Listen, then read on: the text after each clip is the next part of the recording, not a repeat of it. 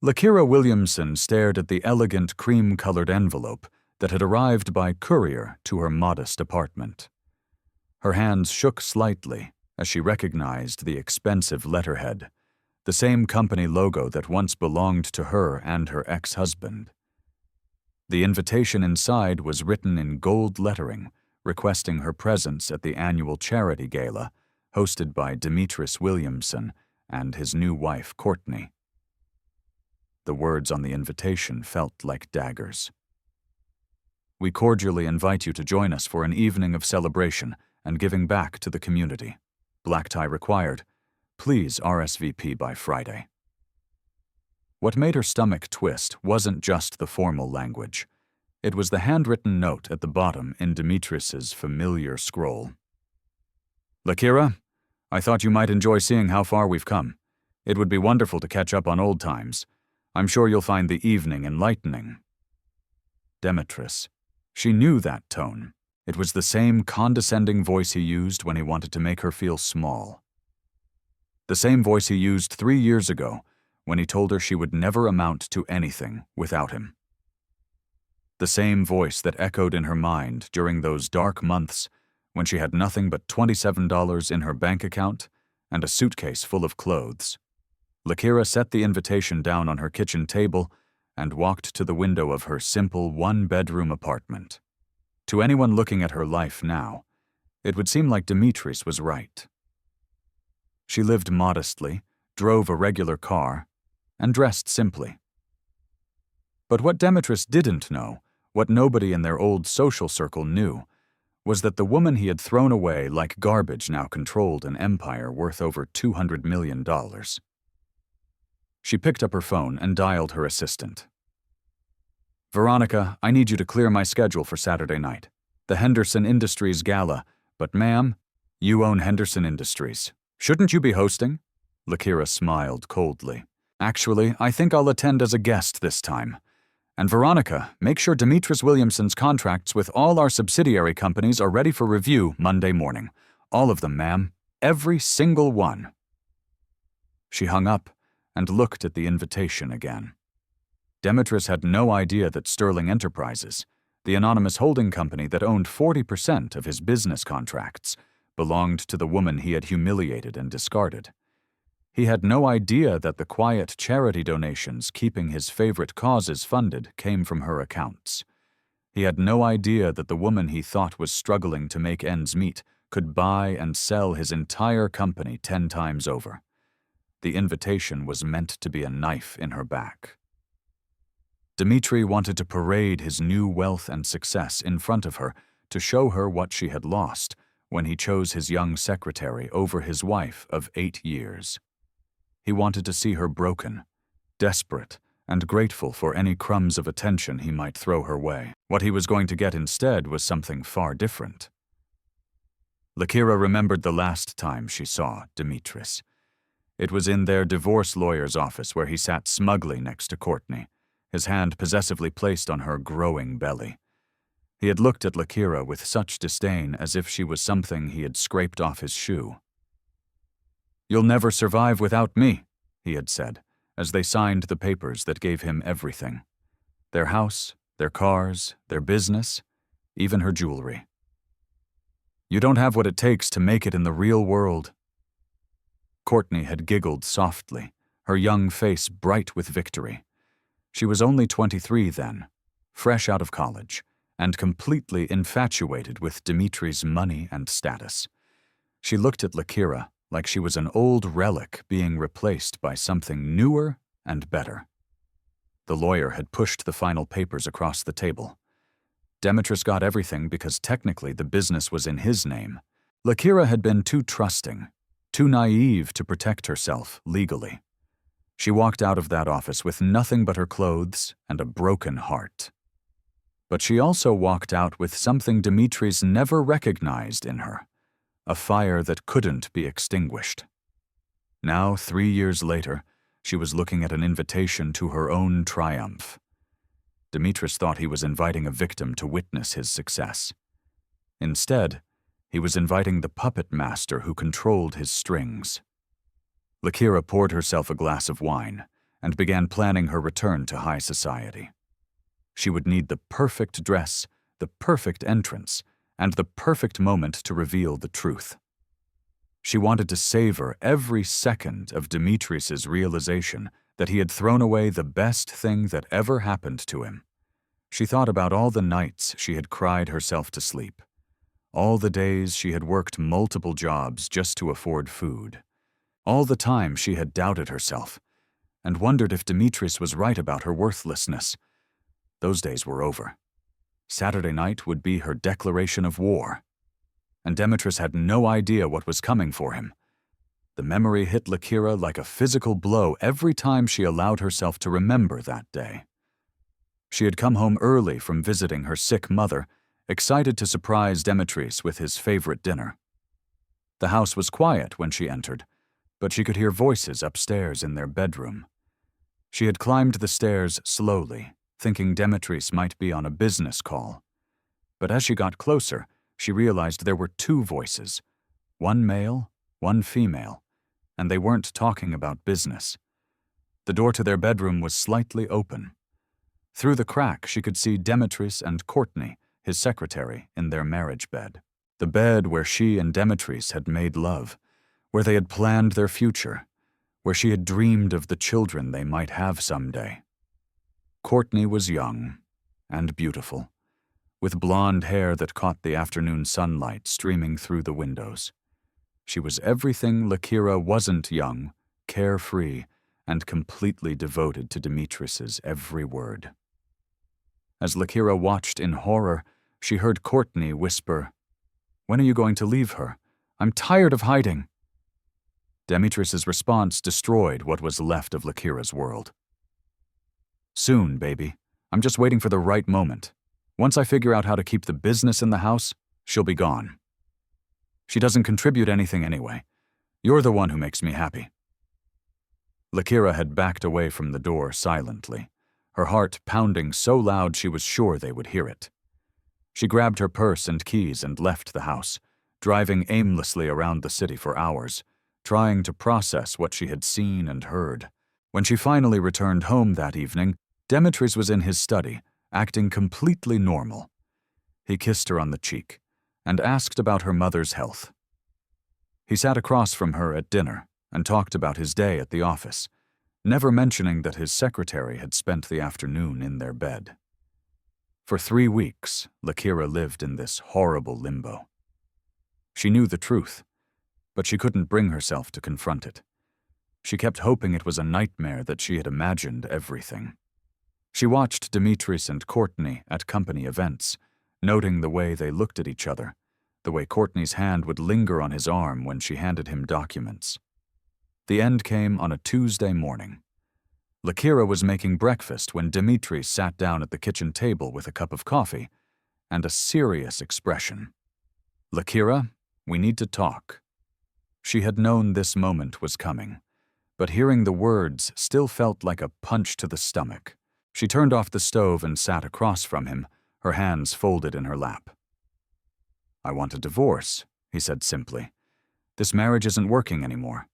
We've grown apart, and I think it's best if we go our separate ways." "Is there someone else?" she asked quietly, even though she already knew the answer.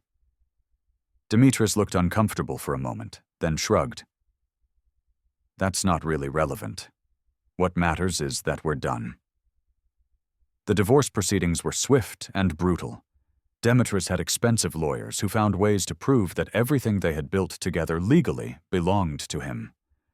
The business was in his name. The house was in his name. Even the car she drove every day was registered to him. Lakira's lawyer, who she could barely afford, tried his best. But Dimitris's team was too good. They painted her as a woman who had contributed nothing to their success, who had been content to live off her husband's hard work while contributing nothing herself. It wasn't true. Lakira had worked just as hard as Dimitris to build their marketing company. She had handled the creative side while he managed the business side. Her ideas and designs had won them their biggest clients. But none of that mattered in the legal proceedings because she had been too trusting to demand her name on the paperwork. The final blow came when Courtney showed up to the last court session. Obviously pregnant, she sat behind Dimitris like a prize he had won, her hand resting on her belly, smiling at Lakira with false sympathy. After the judge signed the final papers, Dimitris approached Lakira in the courthouse hallway. "I want you to know this wasn't personal," he said. "You're a good person, Lakira. You'll find someone who appreciates you, someone more suited to your level." The condescension in his voice was unmistakable. He was telling her that she wasn't good enough for the life they had built together, that she belonged with someone simpler, someone with lower expectations. That night, Lakira sat in a cheap motel room with her suitcase and $27 in cash. She had no family except her elderly mother, no friends who weren't also friends with Dimitris, and no job experience outside of the company she could no longer be part of. She could have given up. She could have let Dimitris's words become her reality.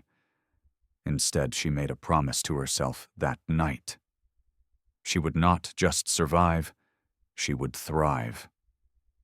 And someday Dimitris would regret every cruel word he had spoken to her. She just never imagined that someday would come so soon. The first month after the divorce was the hardest of Lakira's life. She found a tiny studio apartment in a rough neighborhood, the only place she could afford with her limited savings. The walls were thin, the plumbing barely worked, and she could hear her neighbors arguing at all hours of the night. She took any job she could find. In the mornings, she worked at a coffee shop making lattes for business people who rushed past her without making eye contact. In the afternoons, she cleaned office buildings, scrubbing toilets, and emptying trash cans. At night, she worked at a call center, dealing with angry customers who yelled at her through the phone. Every dollar mattered. She ate ramen noodles and generic cereal for weeks. She walked everywhere to save bus fare. She bought her clothes from thrift stores and learned to repair everything herself because she couldn't afford to replace anything. But the hardest part wasn't the poverty. It was the loneliness and the constant voice in her head that sounded like Dimitris, telling her she wasn't good enough, that she would never amount to anything, that she was destined to struggle forever. 3 months into her new life, something changed. She was cleaning the offices of a small investment firm late one night when she overheard a phone conversation between two partners. They were discussing a client who was about to lose a fortune because he didn't understand the market trends. Lakira had always been good with numbers and patterns. In college, she had studied business and finance before switching to marketing.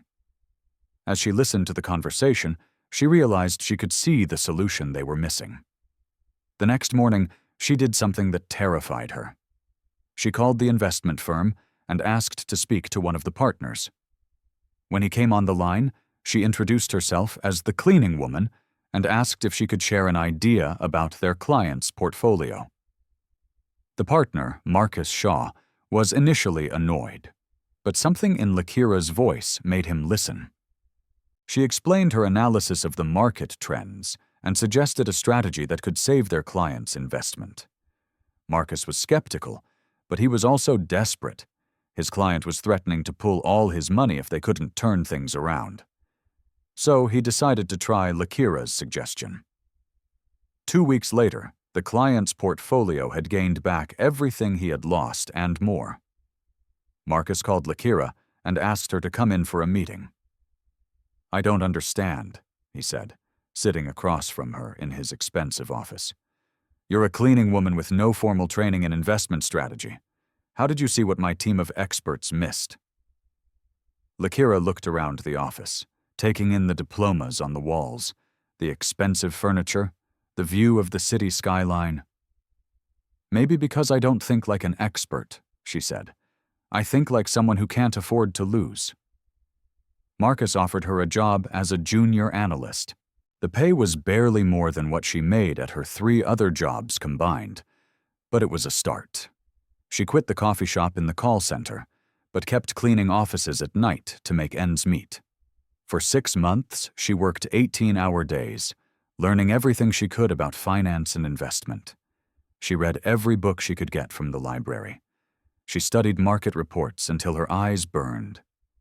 She asked questions that made her colleagues laugh, but she didn't care. And slowly, she started to excel. Her instincts about market trends were almost supernatural. She could spot opportunities and risks that others missed. Within a year, she was handling major accounts and making more money than she had ever imagined possible. But Lakira wasn't satisfied with just being successful at someone else's company. She started saving every penny she could, building toward something bigger. She began making small investments of her own, turning hundreds into thousands, then thousands into tens of thousands. 2 years after starting at the investment firm, she had saved enough to start her own company. She called it Sterling Enterprises, choosing a name that sounded established and trustworthy, but revealed nothing about who she was. She started small, buying struggling businesses and turning them around. She had a gift for seeing potential where others saw failure. Within 6 months, Sterling Enterprises owned 5 small companies. Within a year, it was 15. Lakira was careful to keep her identity secret. All business was conducted through lawyers and representatives. She never appeared at board meetings or public events. To the business world, Sterling Enterprises was owned by a mysterious figure who preferred to stay out of the spotlight. This anonymity served her well. It allowed her to move freely through the business world without anyone connecting her to Demetris Williamson's ex-wife. It also meant she could keep an eye on Demetris without him knowing. As Sterling Enterprises grew, Lakira made sure to acquire companies that did business with Demetris's firm. She became one of his biggest clients without him ever knowing who was signing his paychecks. She watched from the shadows as Demetris and Courtney enjoyed their success. She saw the newspaper articles about their charity work, their expensive vacations, their beautiful new house. She knew about Courtney's shopping habits, Demetris's golf tournaments, and their plans to expand the business. What they didn't know was that 40% of their revenue came from contracts with companies owned by the woman Demetris had discarded. They were building their empire on the foundation of Lakira's success, and they had no idea. As she prepared to attend Demetris's gala, Lakira reflected on how far she had come. 3 years ago, she had been broken and defeated. Now she controlled more wealth than Demetris could imagine.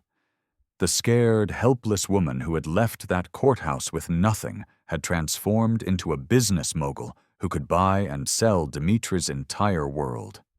The transformation was complete. Now it was time for the revelation.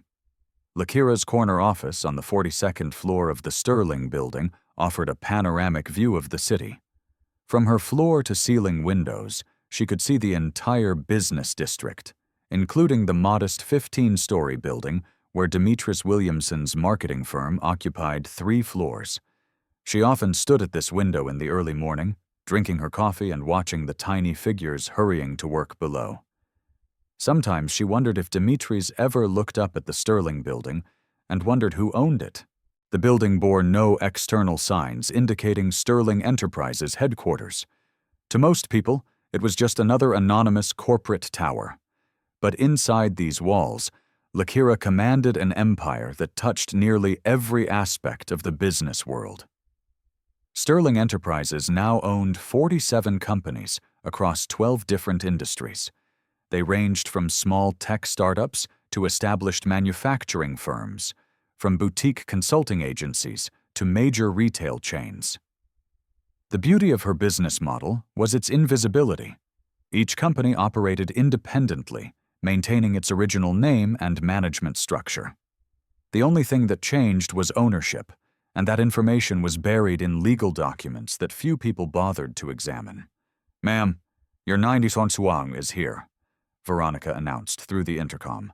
Veronica Collins was Lakira's executive assistant, a sharp woman in her 50s who had joined Sterling Enterprises in its early days and now helped manage the complex web of companies and investments.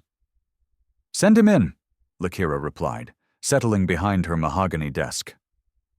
The man who entered was Damian Jackson, the CEO of Henderson Industries, one of Sterling's largest subsidiary companies. Henderson Industries happened to be Demetrius Williamson's biggest client, providing marketing services for Henderson's chain of luxury hotels. "Lakira, thank you for seeing me," Damian said, taking a seat across from her desk. He was one of the few people who knew Sterling's true owner, and their relationship had evolved from purely business to something approaching friendship. "What's on your mind, Damian?"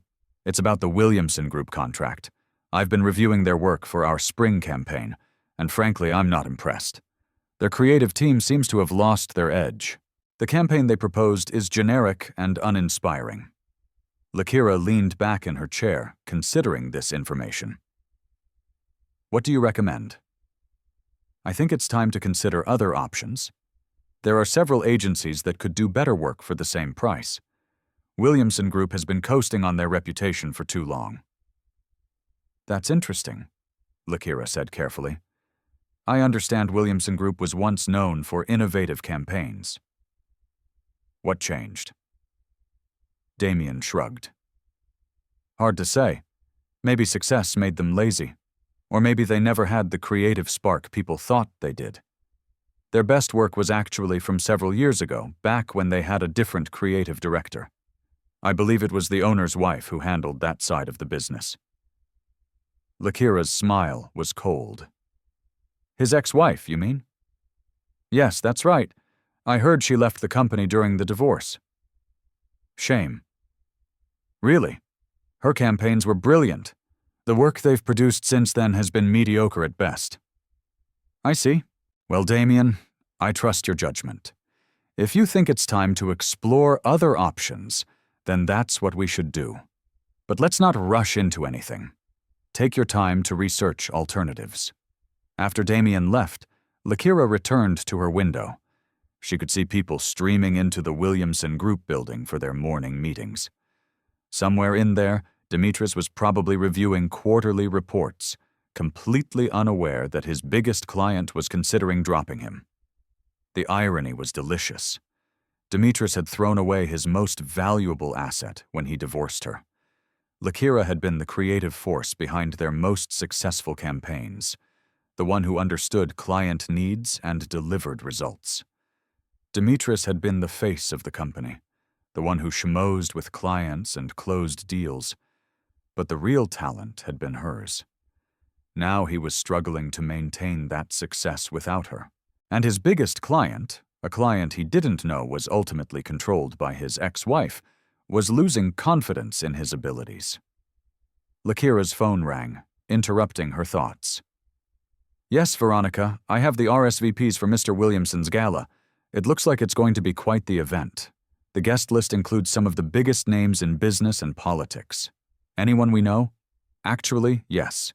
At least a dozen CEOs from companies we either own or do significant business with, including Damian Jackson from Henderson Industries." Lakira smiled. "Perfect. What about my dress for the evening? The designer will be here at 3 for the final fitting. The jewelry is ready for pickup, and the car will be available whenever you need it." "Excellent. Oh, and Veronica, I want you to prepare a comprehensive report on all of Sterling's business relationships with the Williamson Group. Include every subsidiary company, every contract, and every payment made over the past 2 years. All of it, every single detail. I want to know exactly how much of Demetrius's success depends on our money." After hanging up, Lakira opened her laptop and pulled up the financial reports for Williamson Group. The numbers told a story that Demetrius probably didn't fully understand. Over the past 2 years, 43% of his revenue had come from companies owned by Sterling Enterprises. Without those contracts, his business would be struggling to stay afloat. She thought about the note Demetrius had written on the Gala invitation. "I thought you might enjoy seeing how far we've come." The arrogance of that statement amazed her. He wanted to show off his success to the woman he believed was still struggling to make ends meet. He wanted to rub her face in everything she had lost when he chose Courtney over her. What he didn't realize was that his success was built on her foundation. She was the puppet master, and he was dancing to her tune without even knowing it. Lakira pulled up another file on her computer, a detailed dossier on Dimitris and Courtney's life. She knew about their mortgage payments, their car loans, their credit card bills. She knew that despite their flashy lifestyle, they were actually highly leveraged and dependent on the continued success of the business. She knew that Courtney spent more on clothes and jewelry each month than most people made in a year. She knew that Dimitris had started drinking more heavily since the divorce, probably struggling with stress he didn't fully understand. She knew that their marriage wasn't as happy as it appeared in the society pages. Knowledge was power, and Lakira had more knowledge about Dimitris's life than he could imagine. She had been watching, waiting, and planning for the perfect moment to reveal herself. That moment was finally here. The designer boutique on Fifth Avenue was the kind of place Lakira never could have afforded 3 years ago. Now, she owned the building it was housed in, though the boutique's owner had no idea her anonymous landlord was standing in the dressing room trying on gowns. "This one is absolutely stunning," Marianne, the head designer, said as she adjusted the flowing midnight blue gown. "The cut is perfect for your figure, and the color brings out your skin tone beautifully." Lakira studied herself in the three-way mirror. The gown was elegant without being flashy, expensive without being obvious. It made her look sophisticated and successful, but not in a way that would immediately announce her wealth. She wanted Dimitris to see her and think she looked good, but not so good that he would immediately suspect she was doing better than he thought. "It's perfect," she decided. "I'll take it. Excellent choice." Now, let's talk about accessories. 2 hours later, Lakira left the boutique with everything she needed for the gala.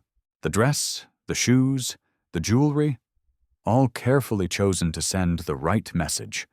She wanted to look like a woman who had rebuilt her life successfully, but not so successfully that it would threaten Dimitris's narrative about her supposed inferiority. Her next stop was the salon, where her stylist Andre worked his magic on her hair and makeup. He had been styling her for the past year, ever since Sterling Enterprises became successful enough for her to afford such luxuries. "You seem different today," Andre observed as he worked on her hair. "More focused, like you're preparing for something important." "You could say that," Lakira replied, watching him in the mirror. "Tonight is going to be a very special evening." "Hot date?" Lakira laughed. "Not exactly. More like a business meeting disguised as a social event." Andre raised an eyebrow, but didn't push for details. He had learned that his wealthy clients often spoke in code about their affairs. While Andre worked, Lakira's phone buzzed with messages from Veronica. The final details for tonight were falling into place. The car would pick her up at 7. Her security team would be stationed discreetly around the gala venue. The financial reports she had requested were ready for her review. Most importantly, Veronica had confirmed that Damian Jackson and several other Sterling-affiliated CEOs would be at the gala. When the moment came for her revelation, she would have witnesses who could verify her claims about Sterling Enterprises. "All done," Andre announced, stepping back to admire his work. "You look absolutely gorgeous," Lakira smiled at her reflection. She did look good, confident, successful, and ready for whatever the evening might bring.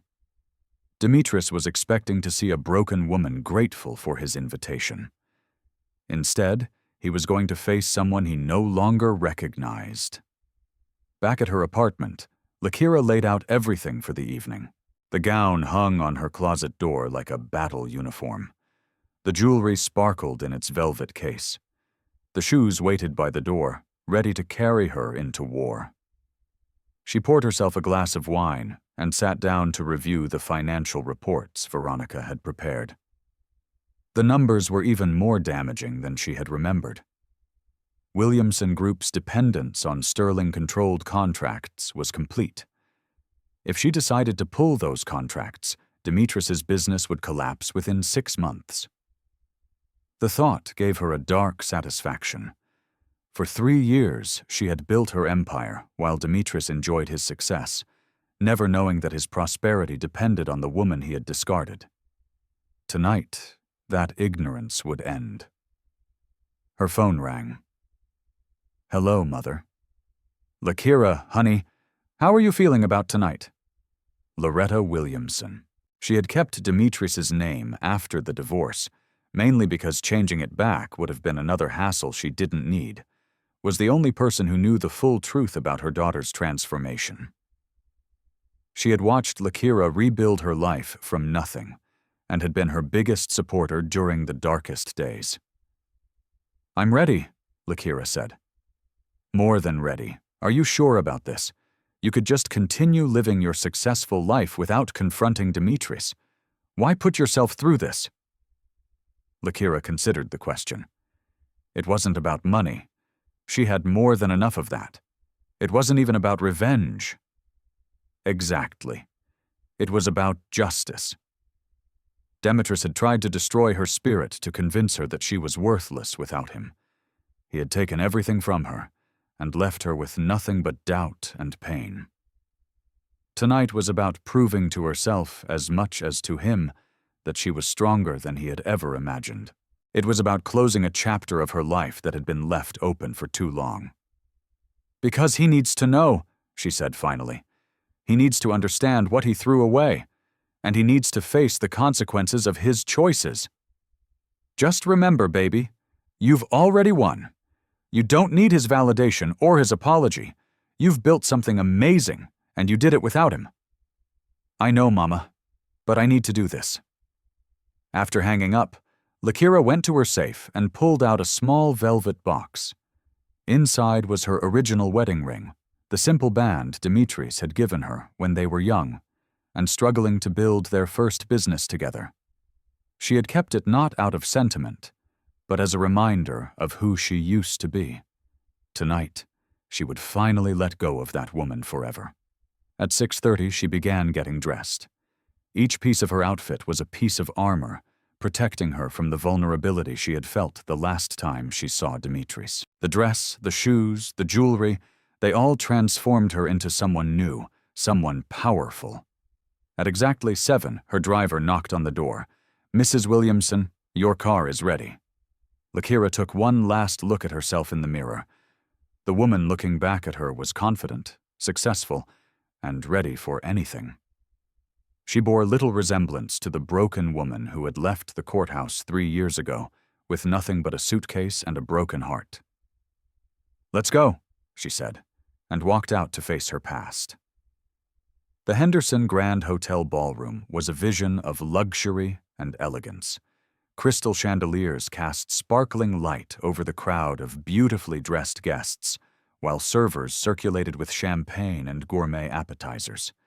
The annual charity gala was always one of the social events of the season, attracting the city's most influential business leaders and philanthropists. Lakira arrived fashionably late, exactly as she had planned. Her driver opened the door of the sleek black town car, and she stepped out onto the red carpet that led to the hotel entrance. She could feel the eyes of the photographers and other guests as she walked confidently toward the ballroom doors. Inside, the party was in full swing. She recognized many faces from the business pages of newspapers and magazine CEOs, investors, politicians, and socialites, all mingling in their finest attire. She accepted a glass of champagne from a passing server and began moving through the crowd, looking for familiar faces. Lakira Williamson. She turned to see Damian Jackson approaching with a surprised smile. "Damian, how lovely to see you here. I had no idea you'd be attending tonight. You look absolutely stunning. Thank you. I wouldn't miss it. It's for such a good cause." As they chatted, Lakira noticed other Sterling-affiliated executives in the crowd. Marcus Shaw from the investment firm, where she had gotten her start, was deep in conversation with a group of bankers. Margaret Foster, CEO of one of Sterling's retail chains, was laughing with the mayor's wife near the auction display. Perfect. When the time came, she would have plenty of witnesses who could verify her claims. Lakira. The voice behind her was one she hadn't heard in 3 years, but it still sent a chill down her spine. She turned slowly to face Demetrius Williamson. He looked older than she remembered. His dark hair was now strewn with gray at the temples, and there were lines around his eyes that hadn't been there during their marriage. He was still handsome in his expensive tuxedo, but there was something harder about his face now, something calculating. Standing beside him was Courtney, now Mrs. Demetrius Williamson. She was as beautiful as ever, her blonde hair perfectly styled, and her slim figure enhanced by a designer gown that probably cost more than most people made in a month. She looked at Lakira with poorly concealed disdain. "Demetrius," Lakira said calmly, "thank you for the invitation." "I wasn't sure you'd come," he replied, his eyes taking in her appearance. She could see surprise in his face. She clearly looked better than he had expected. "You look well."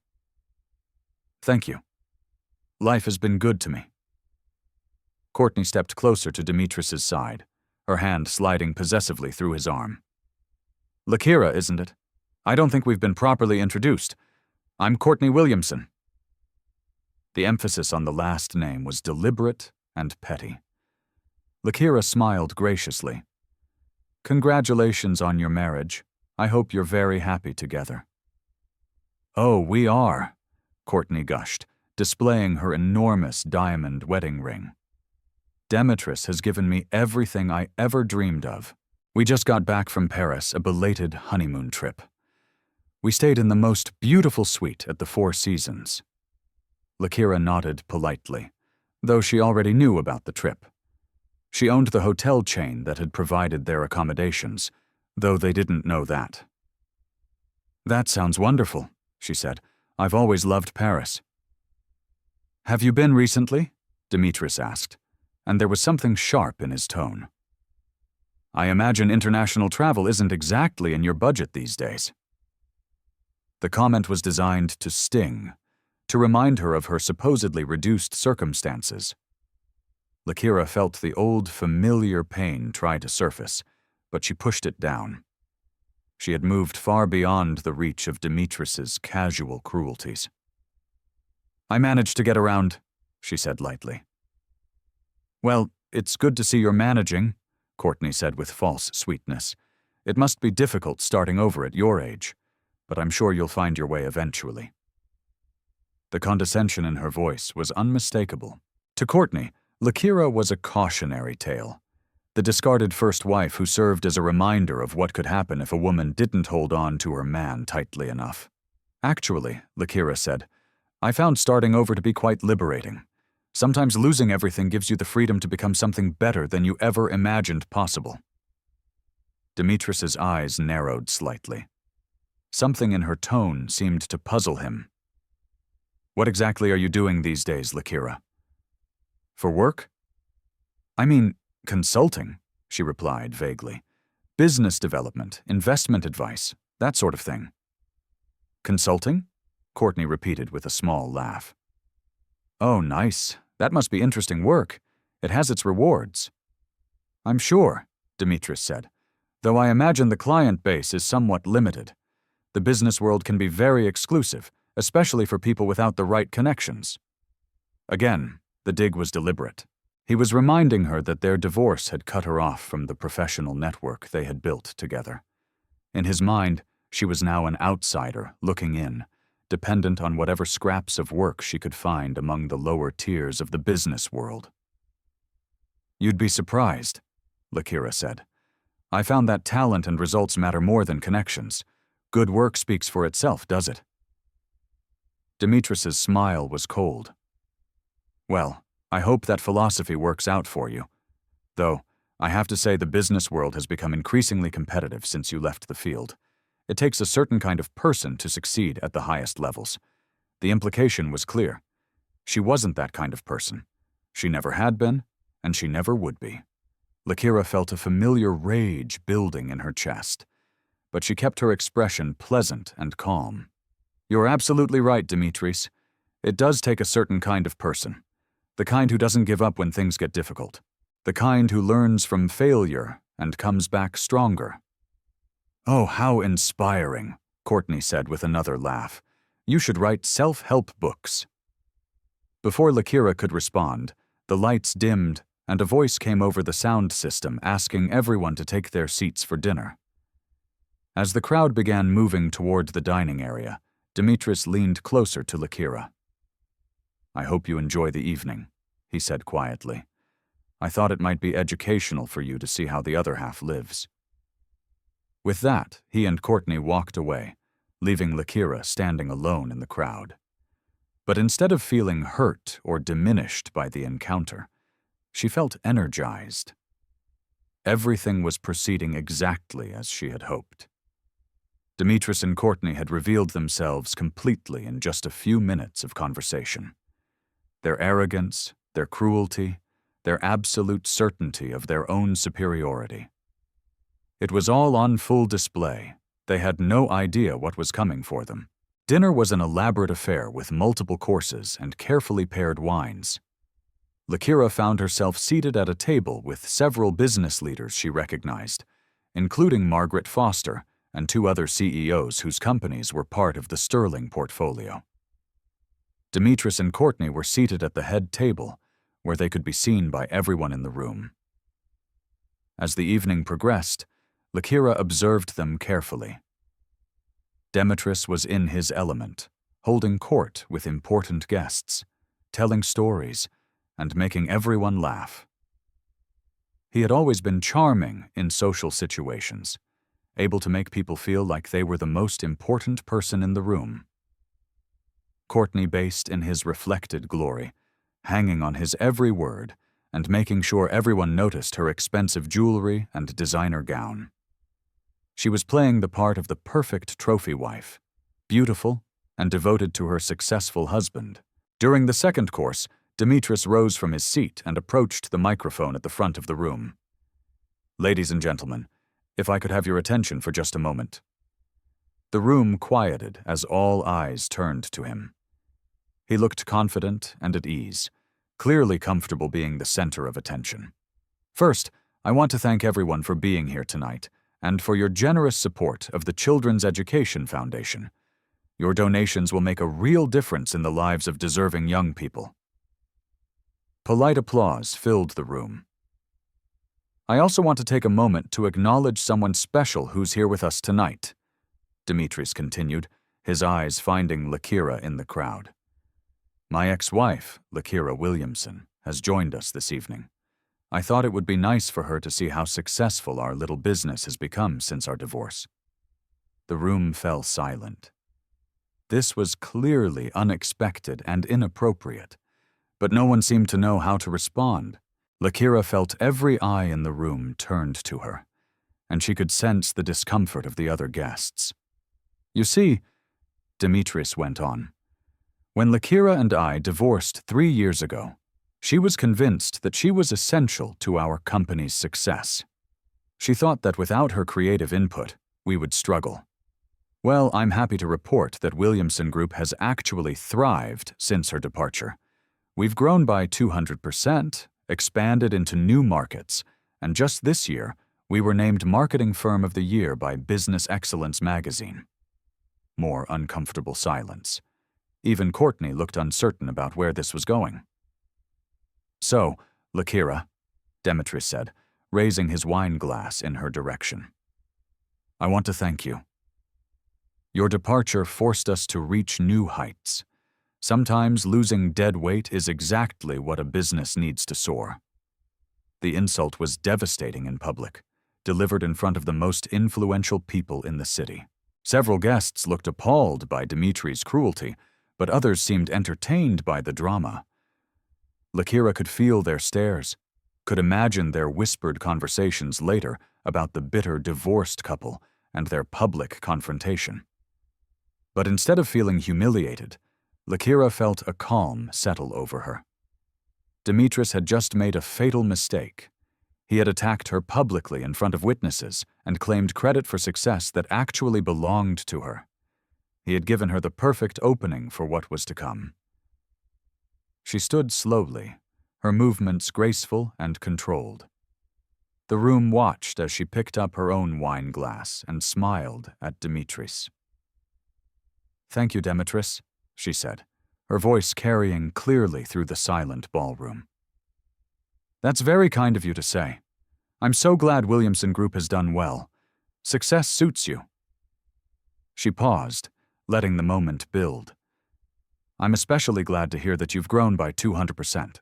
That's quite impressive for a company that I understand gets significant revenue from clients like Henderson Industries."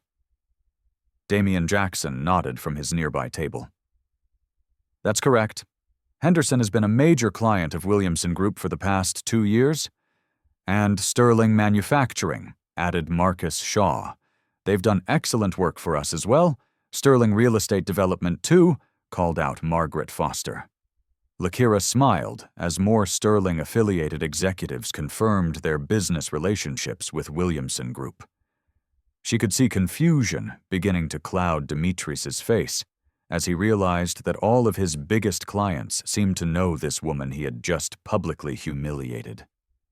"It's interesting," Lakira continued, still holding her wine glass, "how interconnected the business world can be. You never know who might be behind the companies you work with. Sometimes the most successful people are the ones you never see coming." What are you getting at?" Dimitris asked, his confidence wavering. "Oh, nothing specific," Lakira replied innocently. "I'm just observing how small the business world really is, how the same names keep appearing in different contexts, how success can be built on relationships you don't even realize you have." Courtney was looking back and forth between them, clearly sensing that something was happening, but not understanding what it was. "I mean," Lakira went on, "take Sterling Enterprises, for example. Very successful company from what I understand. Owns businesses across multiple industries, but nobody really knows who runs it. Very mysterious." She could see Dimitri's face changing as the name Sterling began to register. He was starting to make connections, starting to realize that he had heard that name more often than could be coincidental. "The interesting thing about anonymous ownership," Lakira said, her voice conversational but carrying to every corner of the room, "is that it allows you to observe how people really behave when they think no one important is watching. You get to see their true character." Dimitris set down his microphone with shaking hands. His face had gone pale, and Lakira could see the wheels turning in his mind as he began to put the pieces together. "But of course," she concluded, raising her wine glass high, "sometimes it's more fun to step out of the shadows and let people know exactly who they've been dealing with." The room was dead silent, every guest hanging on her words, sensing that they were witnessing something extraordinary, but not yet understanding what it was. Dimitris's voice came out as barely more than a whisper. "What are you saying?" Lakira's smile was radiant and terrible. "I'm saying, Dimitris, that you were right about one thing. Your departure from my life did allow me to reach new heights. Heights you can't even imagine." Dimitris remained frozen at the microphone, his face growing paler by the second as the implications of Lakira's words began to sink in. The entire ballroom was silent, guests exchanging confused glances as they tried to understand what was happening between the divorced couple. "Sterling Enterprises?" Dimitris repeated slowly, his voice barely audible through the sound system. "You're saying you know about Sterling Enterprises? Know about it?" Lakira laughed, a sound that was both musical and menacing.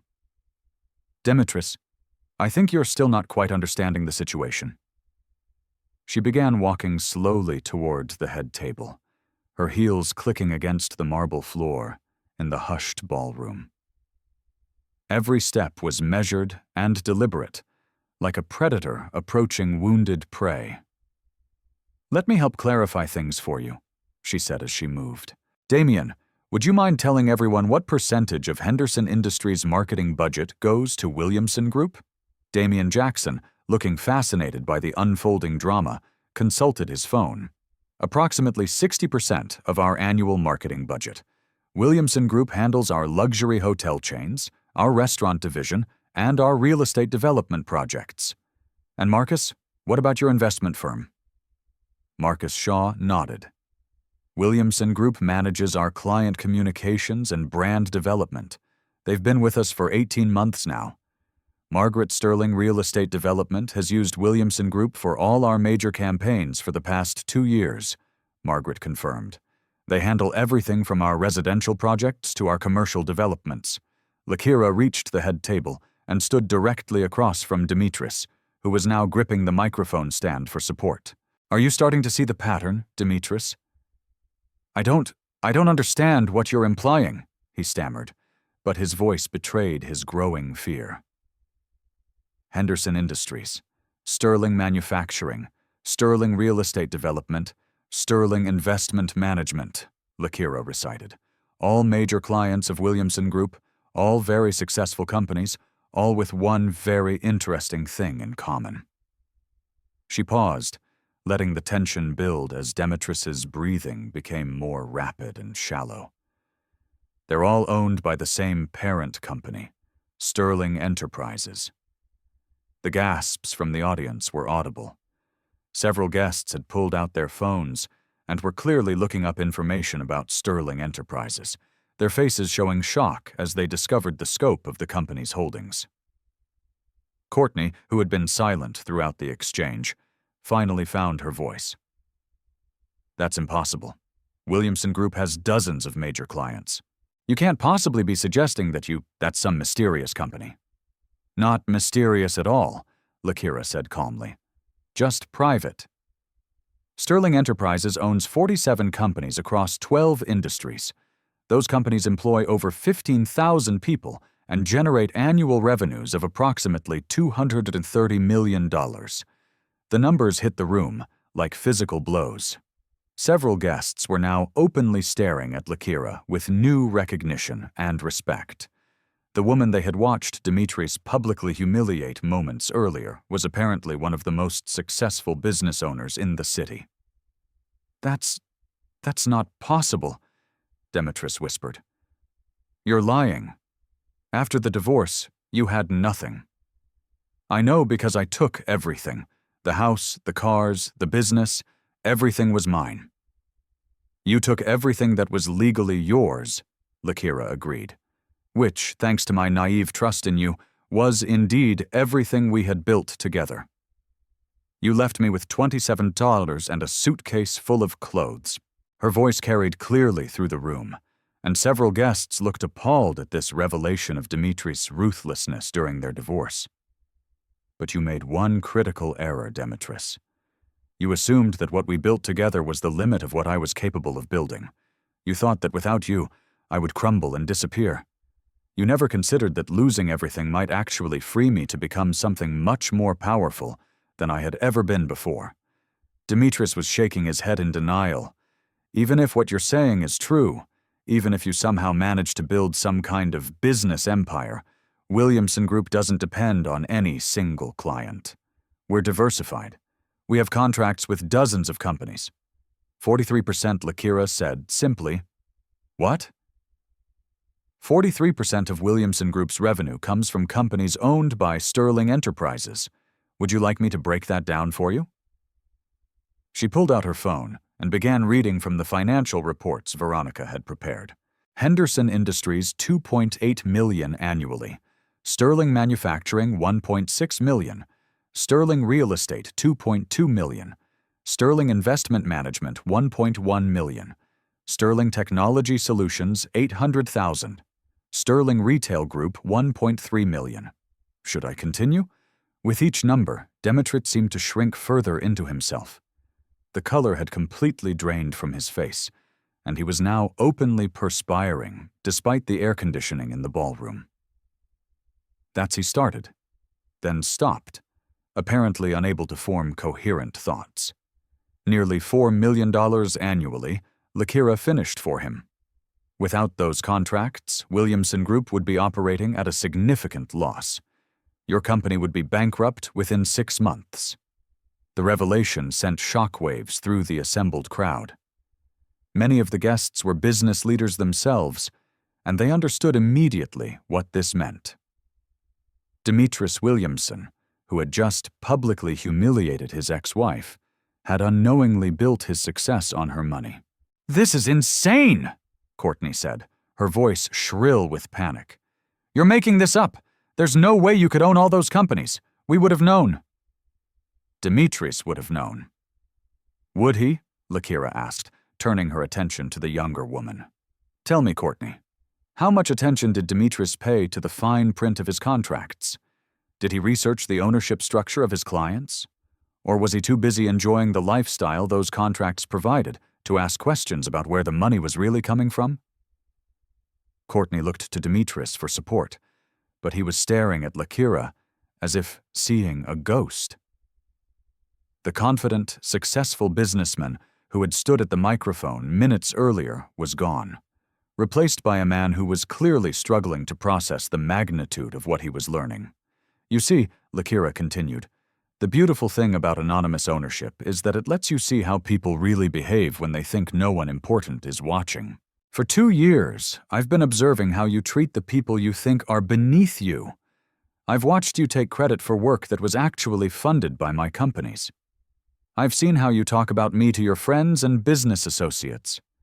She moved closer to Demetrius, her voice dropping to a conversational level that still carried through the microphone. "I've seen who you really are, Demetrius, and I've been very disappointed."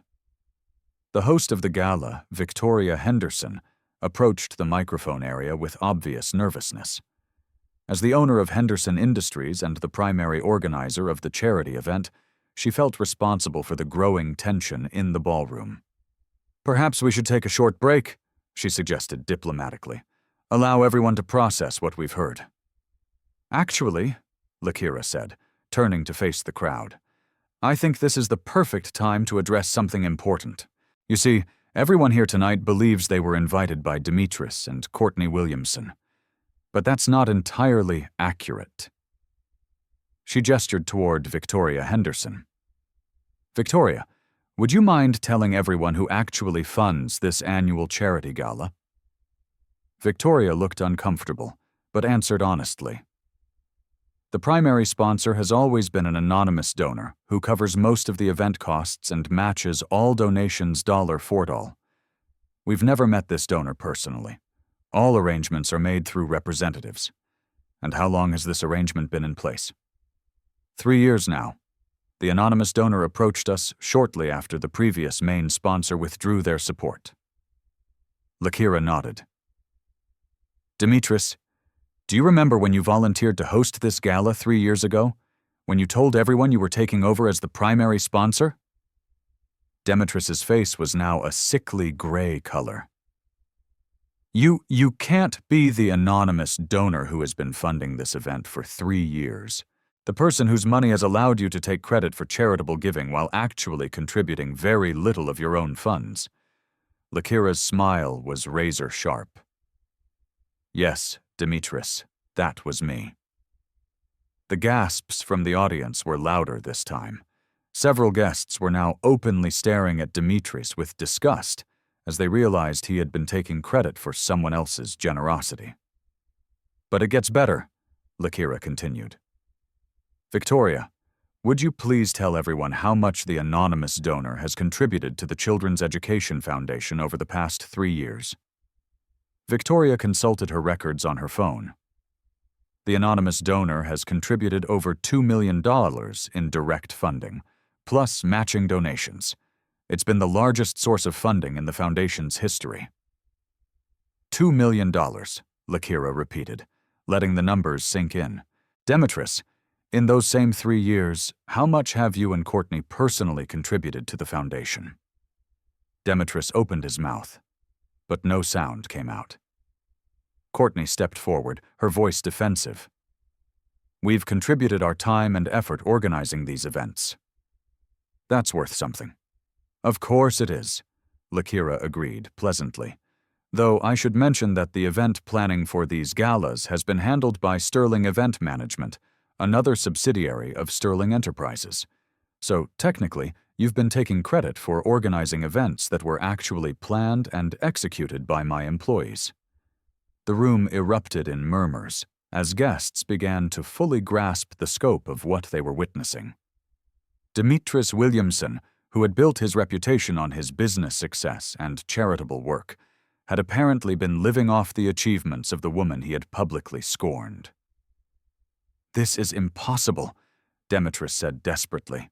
"Even if everything you're saying is true, how could you have kept it secret? How could I not have known?" "Because you never bothered to look," Lakira replied simply. "You were so convinced of your own superiority, so certain that I was irrelevant to your success, that you never questioned where your good fortune was really coming from. You saw what you wanted to see." She turned to address the entire room. "Ladies and gentlemen, I want to apologize for this public display. I know this isn't what you expected when you came here tonight to support a worthy cause, but sometimes the truth has a way of demanding to be heard." Margaret Foster stood up at her table. "Are you really saying that you've been secretly supporting Demetris's business for 3 years, while he's been publicly dismissing you?" "That's exactly what I'm saying. I've been paying for his lifestyle, funding his reputation, and enabling his success. All while he told anyone who would listen that I was worthless without him." Damian Jackson shook his head in amazement. That's incredible. You've been playing a 3-year game while he didn't even know there was a board." "But why?" asked Marcus Shaw. "Why would you support someone who treated you so badly?" Lakira considered the question. At first, it wasn't intentional. When I started acquiring companies, I focused on businesses with good fundamentals and growth potential. It was only after I had purchased several of Demetris's clients that I realized the connection. And once I understood what was happening, I decided to see how far it would go. She looked directly at Demetris, who was still standing frozen at the microphone. "I wanted to see if success would humble you. I hoped that maybe given enough time and prosperity, you might develop some perspective about what you had done to me. I thought you might eventually realize that your good fortune was too convenient to be entirely your own doing." "And did it?" someone called out from the audience. Lakira's laugh was bitter. Quite the opposite. The more successful Williamson Group became, the more credit Demetris took. The more money flowed in, the more convinced he became of his own genius. And the more secure he felt, the crueler he became in his references to me. She gestured toward the microphone where Demetris still stood. Tonight was supposed to be the culmination of that cruelty. He invited me here specifically to humiliate me, to show me how much better his life was without me. He wanted to rub my face in his success and make sure I understood my place in his world. Demetris finally found his voice, though it came out as a croak. "Lakira, if what you're saying is true then what, Demetris? Then you're sorry? Then you want to make amends? Then you realize you made a mistake?" She stepped closer to him, her voice dropping to a whisper that the microphone still picked up. "It's too late for apologies, Demetris. You had 3 years to show me who you really were, and you showed me someone I don't recognize, someone cruel and petty and arrogant, someone who takes credit for other people's work and generosity while treating them like garbage." The room was completely silent, except for the hum of the air conditioning and the distant sounds of the city outside. "So, here's what's going to happen," Lakira said, her voice returning to normal volume. "Effective Monday morning, Sterling Enterprises will be terminating all contracts with Williamson Group. All of them. Henderson Industries, Sterling Manufacturing, Sterling Real Estate Development, every single subsidiary will be finding new marketing partners." Demetris's legs seemed to give out, and he had to grab the podium to keep from falling. "You can't. That would destroy everything we've built. Everything you've built." Lakira's voice was sharp with anger. "You built nothing, Demetris. You were a middleman taking credit for my success. The only thing you built was your own ego." She turned to face the audience one final time. "Ladies and gentlemen, I want to thank you for your patience during this unexpected revelation. I hope you'll continue to support the Children's Education Foundation, which does genuinely important work. And I hope you'll remember that sometimes the most powerful people in the room are the ones you never see coming." With that, she walked away from the head table, leaving Dimitris collapsed against the podium and Courtney staring after her in shock. The game was over, and Lakira had won. 3 months after the gala, Lakira sat in her office reading the morning business news on her tablet. The lead story in the business journal was about the bankruptcy filing of Williamson Group. The article detailed how the marketing firm had lost several major clients simultaneously and been unable to recover financially. Dimitris's quotes in the article were pathetic. He claimed the business failures were due to unforeseeable market changes and unfortunate contract cancellations beyond our control. There was no mention of his ex-wife or the dramatic revelation at the charity gala, though anyone in the business community who had been there would understand exactly what had happened. Veronica knocked on the door and entered with the morning mail. "The final reports from all the terminated Williamson contracts are on your desk," she said. "Every subsidiary has successfully transitioned to new marketing partners. Several of them are reporting better results than they ever achieved with Williamson Group." "Excellent," Lakira replied, setting down the tablet. "What about the charity foundation?" "Donations are actually up from last year. It seems the publicity from the gala, despite the drama, actually increased awareness of their work. Victoria Henderson asked me to pass along her thanks for your continued support." "Good. What else?" "You have 3 acquisition proposals to review, a conference call with the Sterling Technology Board at 2, and the final fitting for your dress for tomorrow night's Medical Research Foundation gala." Lakira smiled. "The irony isn't lost on me that I'm attending more charity events now than I ever did when I was married to Dimitris. You also have several interview requests from business magazines. Forbes wants to do a cover story on Sterling Enterprises, now that you've decided to be more public about your ownership." "I think it's time," Lakira said. "The anonymous approach served its purpose, but now I want other young entrepreneurs to see that it's possible to rebuild after losing everything. Set up the Forbes interview for next week." After Veronica left, Lakira returned to her morning reading. Buried on page 3 of the business section was a small item about Dimitris and Courtney's divorce proceedings.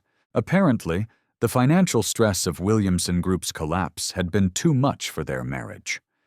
Courtney had filed papers citing irreconcilable differences, though sources close to the couple suggested she had left after discovering the full extent of their debt. The article mentioned that Courtney was reportedly dating a real estate developer she had met at a country club charity function. The developer was described as significantly older but financially stable. Lakira felt no satisfaction in learning about Dimitris's personal troubles. If anything, she felt sorry for him. He had lost everything because he couldn't see past his own ego to understand what he was really dealing with. His downfall wasn't the result of her vindictiveness. It was the inevitable consequence of building a house of cards on someone else's foundation. Her phone buzzed with a text message. It was from her mother. Saw the business journal article. "How are you feeling today?" Lakira typed back, "Free. Finally, completely free." And it was true. For 3 years, she had carried the weight of Dimitri's betrayal and the need to prove him wrong about her worth. The confrontation at the gala had lifted that burden from her shoulders. She no longer needed his validation or acknowledgement. She had proven to herself that she was stronger and more capable than he could ever imagine. A knock on her door interrupted her thoughts. "Come in." To her surprise, Damian Jackson entered looking somewhat nervous. "Lakira, I hope you don't mind me stopping by without an appointment. I wanted to speak with you about something personal." Of course, Damien, please sit down. He settled into the chair across from her desk and cleared his throat. I've been thinking about what happened at the gala, about everything you revealed that night. I wanted you to know that I think what you did was remarkable. Thank you, but I'm not sure it was remarkable. It was just necessary.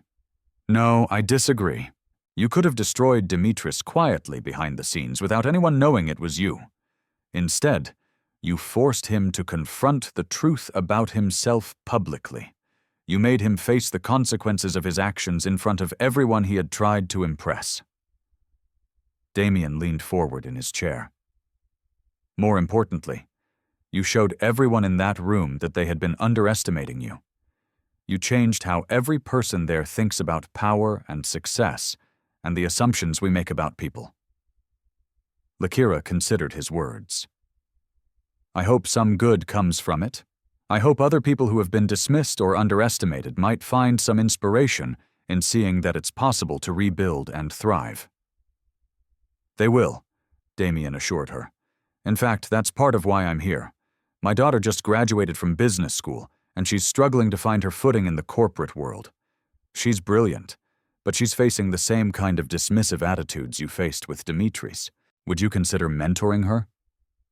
The request surprised Lakira, but it also pleased her. I'd be honored to meet with her. Thank you. I think you could teach her things about resilience and strategy that she'll never learn in any classroom. After Damien left, Lakira walked to her window and looked out over the city. From her office, she could see the building where Williamson Group used to be located. The space was now occupied by a tech startup, one of the companies she had helped finance through Sterling Enterprises. She thought about the woman she had been 3 years ago, sitting in that cheap motel room with $27 and a broken heart. That woman would never have imagined the view from this office or the empire she would build. But that woman had also possessed something Dimitris never recognized: an unbreakable spirit and the determination to rise from any fall. The intercom buzz. Ma'am, you have a visitor. She says her name is Loretta Williamson and that she's your mother. Lakira smiled. Send her up, Veronica. A few minutes later, her mother entered the office, looking around in amazement at the luxurious space. Baby, this is incredible. I'm so proud of what you've accomplished. Thank you, Mama. I couldn't have done it without your support during those dark days. Loretta hugged her daughter tightly. I brought you something, she said, pulling a small wrapped package from her purse. I've been saving it for the right moment. Lakira opened the package to find a simple picture frame containing a photo from her college graduation. In the picture, she was young and hopeful, surrounded by family, ready to take on the world. I want you to remember her, Loretta said softly. That young woman who believed she could do anything. She was right. Lakira placed the frame on her desk where she could see it every day. You know what the best part is, Mama? I'm not done yet. This is just the beginning. iTour is the afternoon sun streamed through her office windows. Lakira Williamson, founder and CEO of Sterling Enterprises, anonymous philanthropist, and one of the most successful business leaders in the city, began planning her next acquisition. Dimitris had been wrong about almost everything, but he had been right about one thing. Losing dead weight was exactly what she needed to soar. She had just never imagined that he would be the dead weight she needed to lose.